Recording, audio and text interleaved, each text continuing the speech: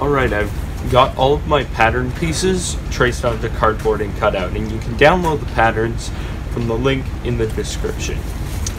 Now, there's a few things that you want to keep in mind when cutting these pieces out. Now, most of these pieces I cut out on double corrugated cardboard. It's got 2 layers, except for piece number 8. So I cut them out of some thinner cereal box cardboard. And the pieces where it says to cut out 2, make sure you flip them over so you have 2 for both sides. The only exceptions being the symmetrical pieces like piece 4 and these circles. Also, another thing you want to keep in mind is which way the corrugation is going. That's these lines in the cardboard. Now on piece 3, you want them to go this way. On piece 1, you want them to go this way. Piece 5, you want them to go this way. Piece 4, you want them to go this way. Piece 2, you want them to go this way. I think those are all the pieces. So what I am going to do is I'm going to set these pieces aside and take my number 1 piece. I'm going to bend it to have a nice curve. This is where the corrugation helps. Oh, and actually, before I do that, there's one last thing that I want to do on piece number 1, and that is drawing a line to fold it on. Bring in the pattern here. You can see there's a dotted line there. Now this is just on the back side. I'm just going to line this up and then mark where that line needs to go. Right there. And then I'm going to take something straight and then about that line, just like that. And then I'm going to take the box cutter, and I'm only going to have the blade come out about that much, so that I'm just scoring into the cardboard. So I'm going to line this up here, kind of score along, just cutting a little bit of the way through the cardboard, and that will help us bend these pieces like this inwards to create the chin. Anyway, I'm gonna curve that back out, and I'm also going to shape these number 2 pieces the same. Next, I'm going to glue the number 2 pieces to the number 1 piece. Just like this. There we go. I've got this glued together, and it's always a good idea to put some duct tape on the back side. Hold it together. Now I think what I'm going to do next is I'm going to glue these parts together like this to kind of create the chin. So I'll do that now. Alright, I think that's looking super cool already.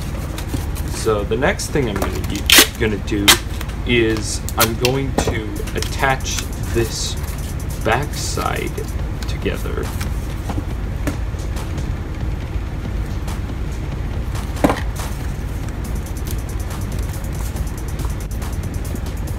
Alright, the next thing I'm going to do is I'm going to take my piece number 5s, I'm going to bend them like I did with the other pieces.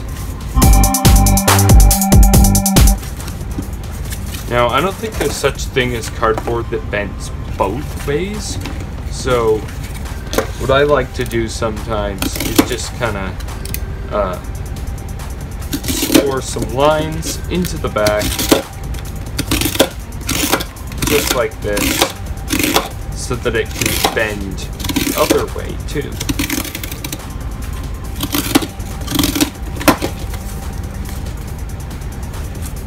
Just like that.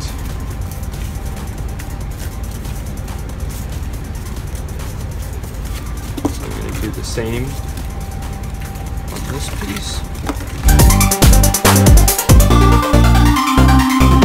Alright, so I'm just going to put some glue in these little wedge pieces, or yeah, I forget what they're called, just to leave that shut. Use some tape to kind of hold it together like this.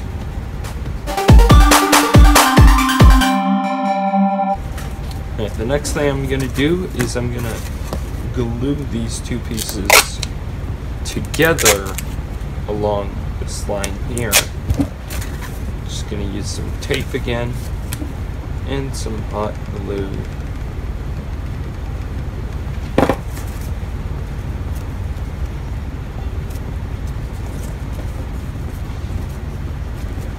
There we go. Now I've got this piece right here, which I'm going to glue on right here. Might be a little tricky, but try and do your best. I'd suggest starting by gluing this triangle right here in right here, so you can kind of get that part lined up.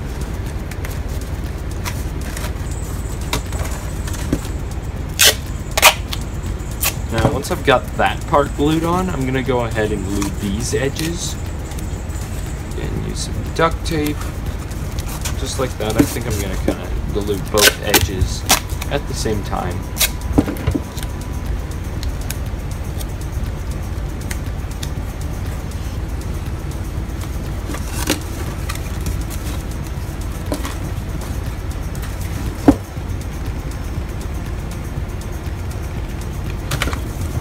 This is a little tricky, but try and line up just like that. Might take a little while. Alright, so I got those edges glued there. Now that was pretty tricky, but this next part is probably going to be the trickiest part of the whole build.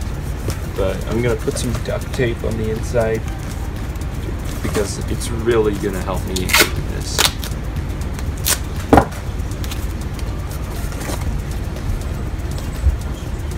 I need to try and line up these edges with these edges here. Okay, so what I did was I glued it together and immediately put a piece of duct tape on it. When I let it cool completely, now I'm going to take the duct tape off, and hopefully it should stay together. Aha! Looks pretty good.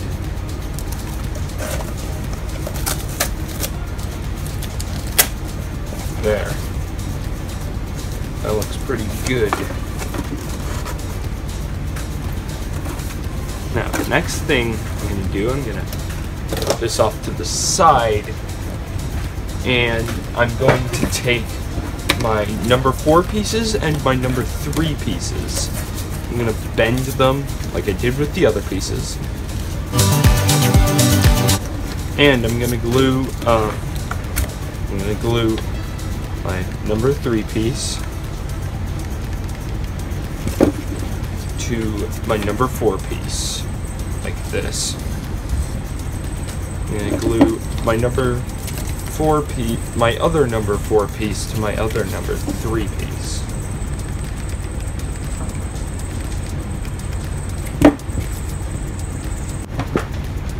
Alright, now I'm going to glue these two pieces together along the center of the two number 4 pieces.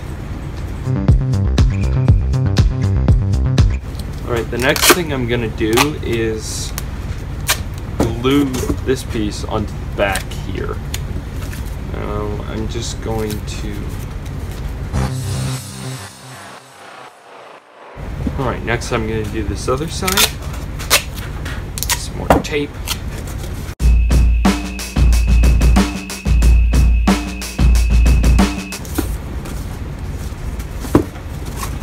Now this next part is probably going to be pretty tricky. Just going to need to connect this piece here, and I'm not sure why, but this doesn't seem to be a perfectly straight line, so we might have a few gaps or overlaps, but it's fine.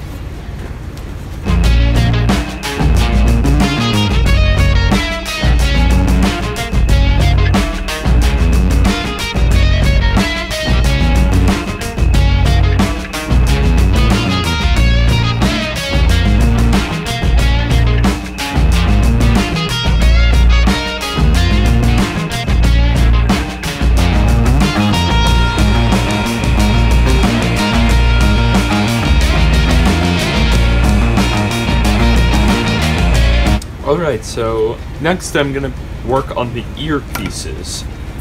Now I'm going to go ahead and take piece number 7 and piece number 8, and I'm just going to kind of glue them together like this.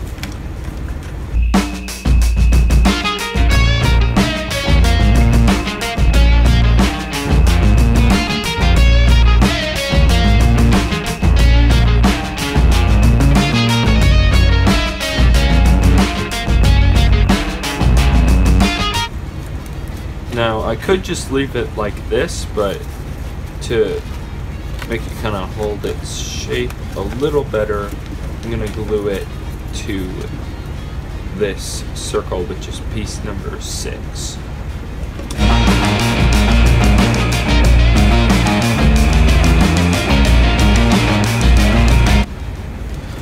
Alright, now I got 2 of these pieces. I'm going to glue them on the side of the helmet right here.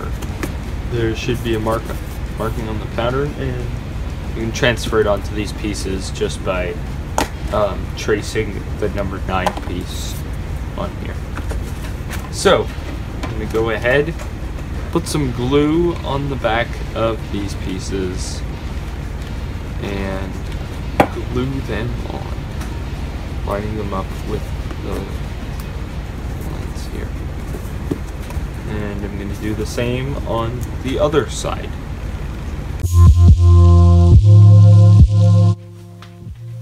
Alright, once this is all finished, I'm going to go ahead and work on making the paper mache paste. Now, I just got a container here, and I'm going to mix about equal parts glue and water. Maybe a little bit more water than glue. I don't know. But I want to try and mix those together. And I'm going to take the helmet, and I'm going to put this all over the whole thing, and I'm just going to brush it on, then take some newspaper. I'm going to brush some more of this paper mache paste on top. You go ahead and cover the entire thing. This will kind of hide the seams and just make it look a little nicer. So yeah, go ahead and do that. Now for most of this, you want to try and hide the seams, except for the seam for where this faceplate glues on. You actually want to make that one visible. So what I'm going to do is I'm going to go ahead and put this on the seam as I usually would, and I'm going to take some sort of tool. I'm just going to, you can use anything really, but I'm just using this palette knife here, and I'm gonna go into that seam right there and kind of press it into the seam. You don't want to rip it, so be very careful, but just kind of put it down into that seam right there. It might come up a little bit like that, but it's fine. You can fix it out. Now I'm gonna try and to paint this. I've got some pretty good red spray paint that I'll use for this here, but I don't have any yellow spray paint. And the red is pretty glossy, but I've just got this yellow acrylic paint. But I'm going to try and use this, and maybe I'll put some sort of like gloss finish on it after. I'm guessing I'm probably going to need to do several layers of this. Try and be as careful as you can. Try and go right up to that line where the seam is. And yeah, I'm definitely going to need several layers of this. But yeah, just go ahead and do that. Alright, the next thing I'm going to need to do is paint the rest of this red. And so I'm going to take some masking tape just to mask off the parts that I want to stay yellow. So I can use some red spray paint to spray the rest. Take your time with this. Try and line it up with the line between where the yellow and red will be. And make sure that all of the parts that you want that will stay yellow are covered. So go ahead and do that.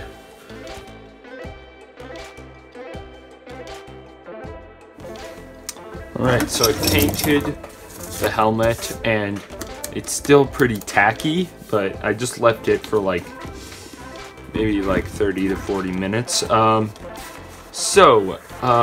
I'm gonna do is, now this is the most fun part, peeling off the tape to reveal what's underneath. Now I knew there would be some touch-ups like this I had to do because some of the paint got onto some of the red paint got onto the yellow sections, but I'll fix that later. And oh, it's looking really good.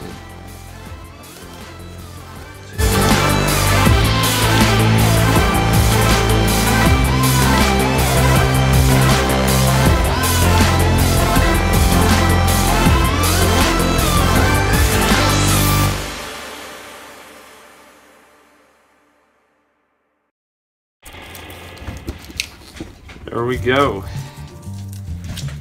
Now I think that looks amazing. Now, just whatever it says on the can of spray paint that you're using, just leave it to dry fully. And on the spray paint that I'm using, I need to leave it for 24 hours. So I'll be back in 24 hours for the next step. Alright, now there's some parts, like as you can see right here, where some of the red paint got onto where I want it to be yellow. So I've got some more of this yellow paint, and I'm just going to do some touch-ups. Alright, I'm pretty much finished with the yellow, and there's just a couple little touch-ups I need to do where some of the yellow went onto the red parts. So I'm just gonna take the spray paint and spray some. So what I'm doing here is I'm just taking a bit of black paint And because this is the comic book style helmet, I thought it would be cool to have some black in that crease there, where the line is, as if it's the inking or the line work of the comic book. So that's what I'm doing here.